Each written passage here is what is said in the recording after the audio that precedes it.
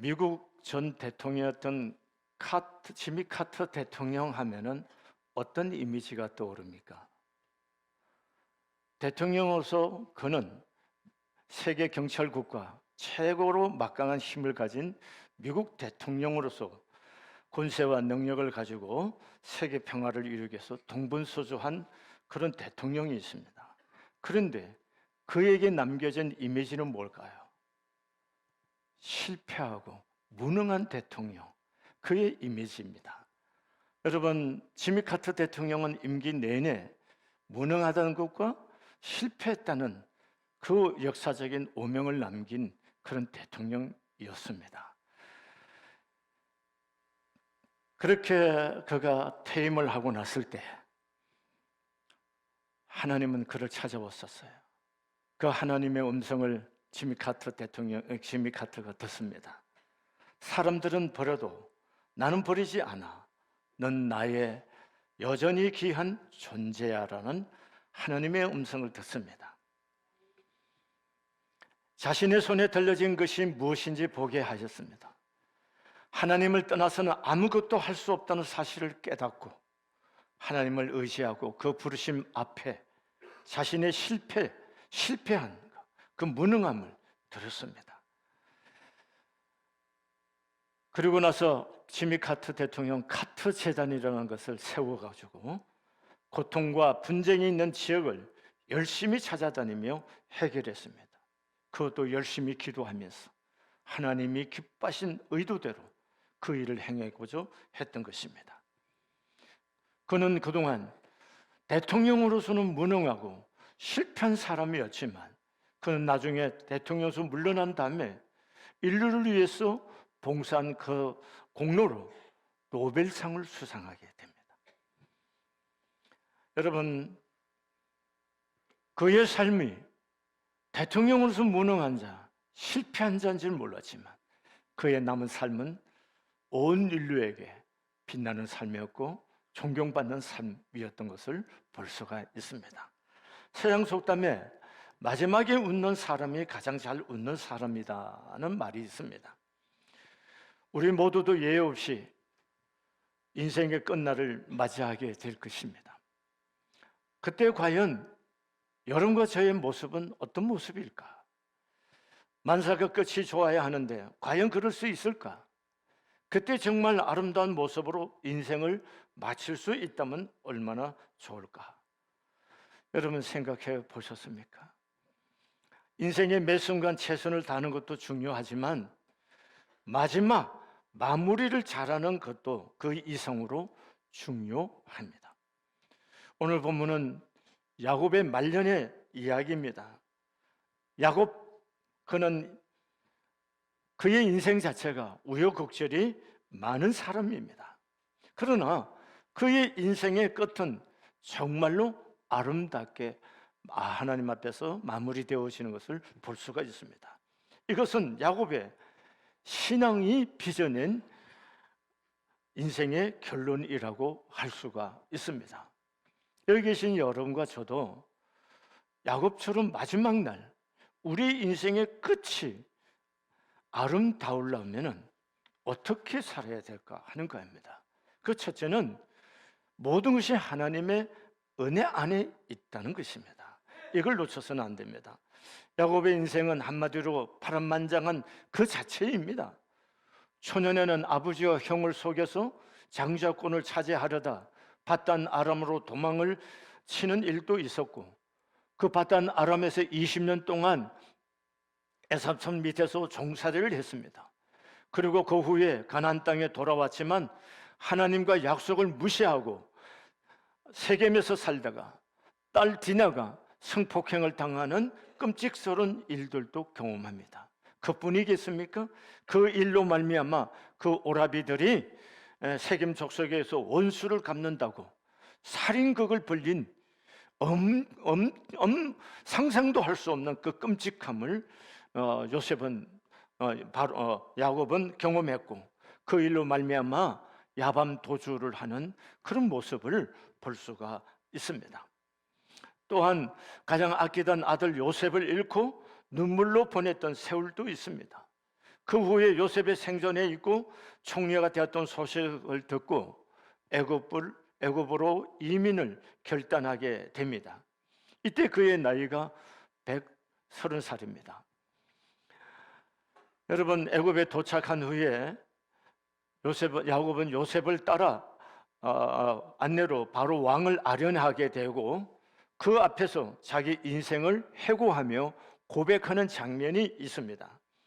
창세기 47장 8절에 바로가 야곱에게 묻되 내 인생 연세가 얼마뇨? 야곱이 바로에게 고하되 내 나그네 길의 세월이 130년이니이다. 나의 연세 얼마 못되니 우리 조상의 나그네 길의 세월에 미치지 못하나 험악한 세월을 보내었나이다. 어떻게 보냈다고요? 험악한 세월을 보냈다. 130년의 세월을 험악하게 보냈다고 그렇게 회고하는 것을 볼 수가 있습니다.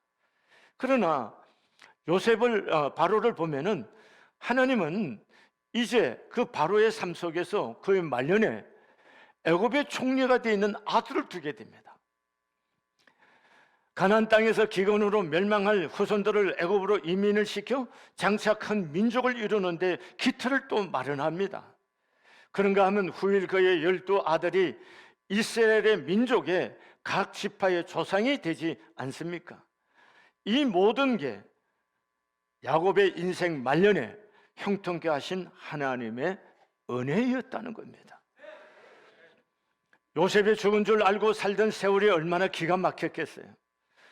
요셉을 형들에게 신부를 보낸 장본인이니까 그 길에 죽었다고 하니 애비로서의 그 처절한 감정이 얼마나 고통스러웠겠습니까? 그런데 하나님께서 놀랍게 섭리하셔서 오히려 요셉 때문에 야곱의 말년에 말년이 복되고 후손들까지 구원받는 은총을 입게 되는 것을 볼 수가 있습니다. 자, 형들도 몰랐을 거고 요셉 동생을 팔아넘길 때 그 형들이 이걸 생각했겠습니까? 아무도 모르는 거죠. 그 순간에 절망이었고 어둠이었고 분노였고 좌절과 배신감에 치를 떠는 시간들이었겠죠. 애비로서의 죄의식과 슬픔도 가득했던 시간들이었죠. 그러나 지나고 보면은 하나님께서 그 모든 것들을 합력해서 선을 이뤘다는 것을 볼 수가 있습니다. 그러므로 로마서 8장 28절에 우리가 알거니와 하나님을 사랑하는 자, 곧 그 뜻대로 부르심을 입은 자들에게는 모든 것이 합력하여 선을 이루니라, 이렇게 말씀했습니다. 저도 지나온 세월을 생각해 보면은 너무 버겁고 힘든 시간들이었지만, 그러나 그 시간이 있었기 때문에 사실은 저의 삶에 있어서 목회가 하나님의 은혜를 입을 수 있어요. 남들보다 더 고달픈 시간들이 있고 슬픔의 시간, 좌절의 시간이 있었기 때문에 하나님께 매달렸고 기도할 수밖에 없고 하나님 나 좀 불쌍히 여겨달라고 하는 그 애절한 기도가 있었기 때문에 이렇게 하나님의 은혜를 입고 37년 동안 평안한 목회하고 오늘 이제 다음 주 하나님의 은혜 가운데 은퇴할 수 있는 거. 여러분, 우리가 살아가는 동안에 그 지나는 순간은 힘든 시간이 많이 있어요. 그렇지만 그 힘든 순간순간이 때로는 그 순간이 있기 때문에 또 새로운 삶을 살아갈 수 있는 발판이 되기도 합니다. 또 이만큼 지나고 나면 그때가 있었기 때문에 내가 여기까지 올 수 있었구나 라고 깨달아지는 시간도 있습니다. 그게 저뿐이겠습니까? 여기 계신 우리 모두에게 그런 날들이 있었을 겁니다. 그러므로 여러분과 제가 아셔야 할 것은 인생은 낙심할 것도 없고요, 교만할 것도 없습니다. 오직 하나님의 은혜 안에 내가 있다는 거 잊어서는 안 됩니다. 아멘. 힘든 시간이 있더라도 그래, 이것이 다 합력해서 뭘 이룬다? 선을 이룰 것이고 하나님께서 내 걸음을 이끌어 주실 거다, 이렇게 믿고 전능하신 하나님의 손길에 나를 맡기고 하나님 앞에 순복하는 이 믿음의 삶을 살면은 여러분과 저의 삶을 합력해서 선을 이루소서 복되게 우리의 삶을 인도해 주실 줄로 믿습니다. 두 번째, 거룩한 신앙 인격으로 우리가 성화가 되어야 됩니다. 예수 믿는 사람이 구원만 받으면 안 돼요. 구원받은 우리가 그리스도를 닮아가는 삶이 있어야 되는 거예요. 이것이 너무나 중요합니다. 오늘 본문의 야곱이라는 이름은 발뒤꿈치를 잡은 자, 속이는 자라는 뜻을 가지고 있습니다. 야곱은 모태에서부터 형의 발뒤꿈치를 잡았던 사람입니다. 야곱은 아주 간교하고 흠이 많은 사람입니다. 눈에 안 보이는 아버지를 속여서 장자의 축복을 받아 내려다가 들통이 나서 밧담 아람으로 쫓겨갔다가 20년 만에 돌아와서도 형 에서의 복수를 피해 보려고 온갖 인간적인 수단을 다 부린 그런 아주 간사하고 간교하고 아주 함께하기 힘든, 사실은 함께하기 굉장히 힘든 그런 인간의 유형이 바로 야곱인 것입니다. 그런데 말입니다, 그런 야곱이 말년의 모습을 보면 정말 놀랍습니다. 언제 야곱이 그런 간교한 사람이었나라고 생각할 정도로 야곱의 변화된 모습을 볼 수가 있습니다. 창세기 47장 31절에 보면 이스라엘이 침상 머리에서 하나님께 경배하니라 이렇게 말해요. 여러분, 야곱은 언제나 자기 생각에 가득한 사람이에요. 그리고 자기의 이익에 아주 충실한 사람, 하나님도 속여먹는 사람이 바로 누구예요?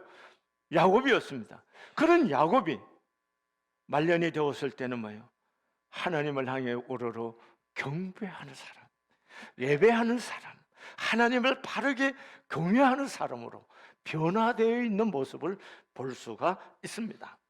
여러분, 여기 계신 우리 모두는 항상 젊은 날만 있는 거 아닙니다.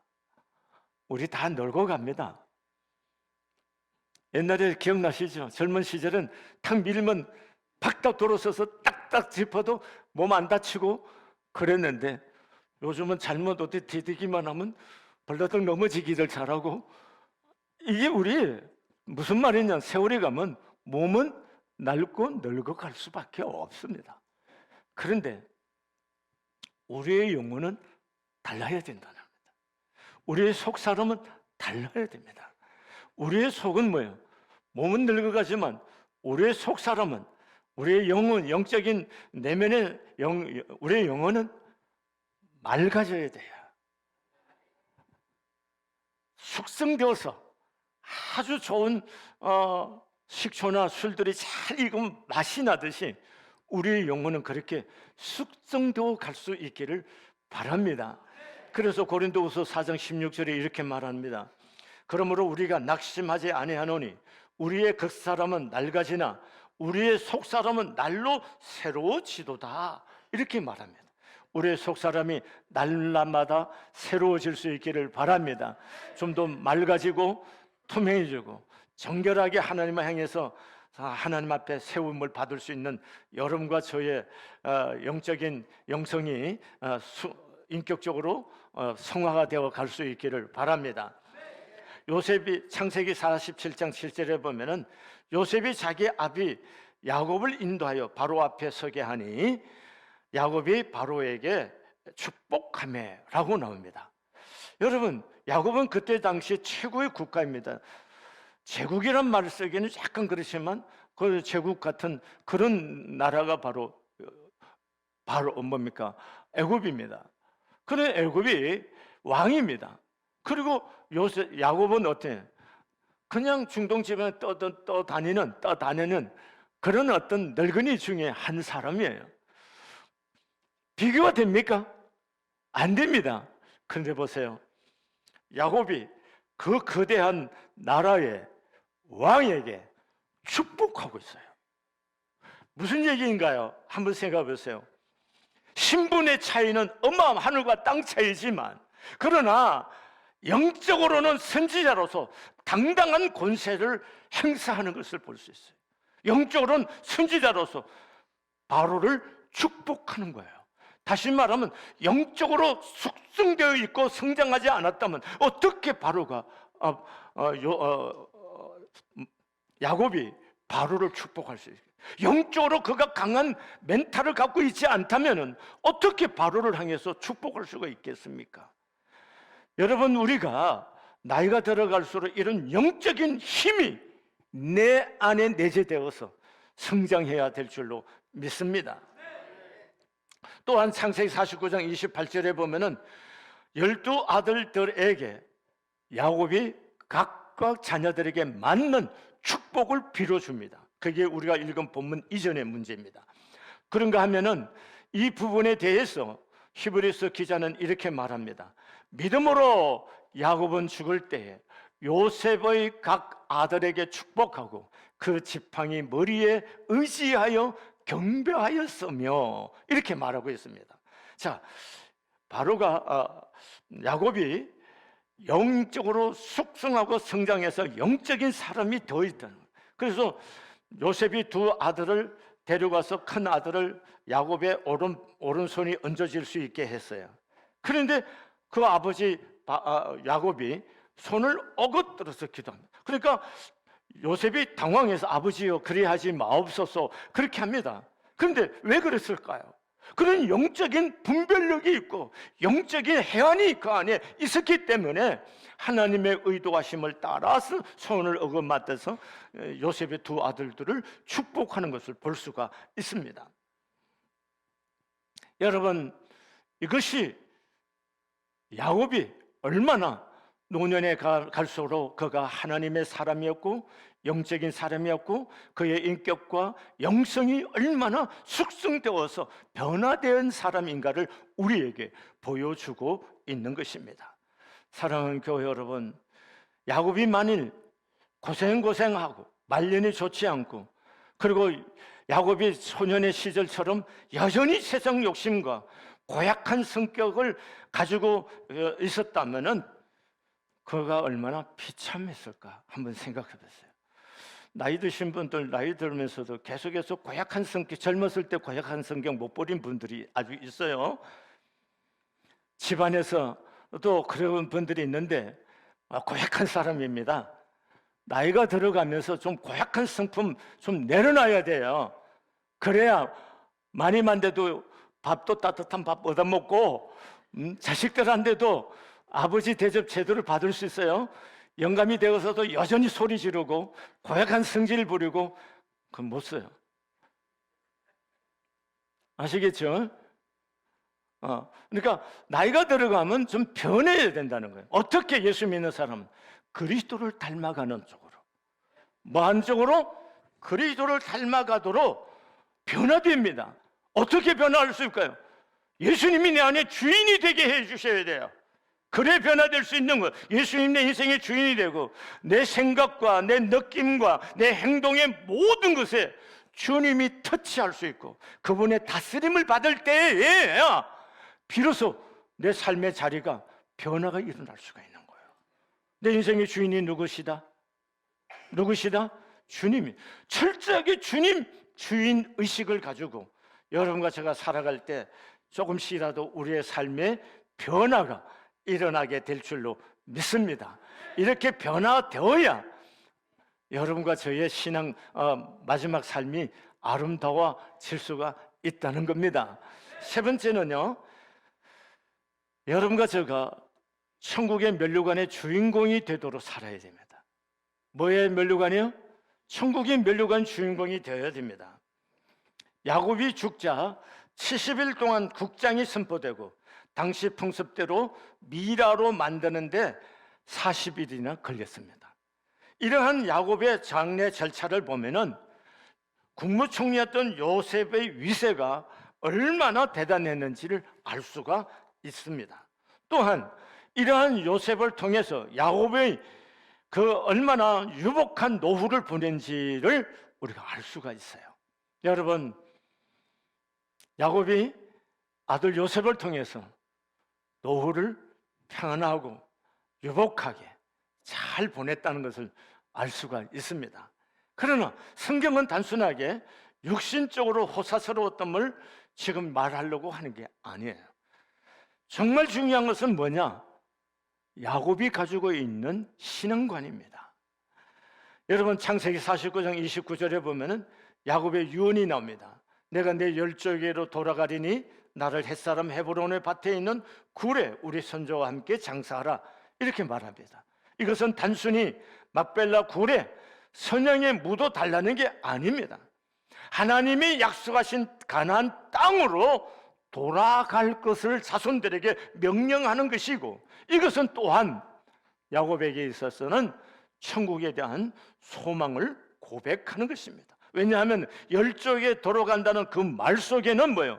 하나님에게로 돌아가겠다는 이야기인 것입니다.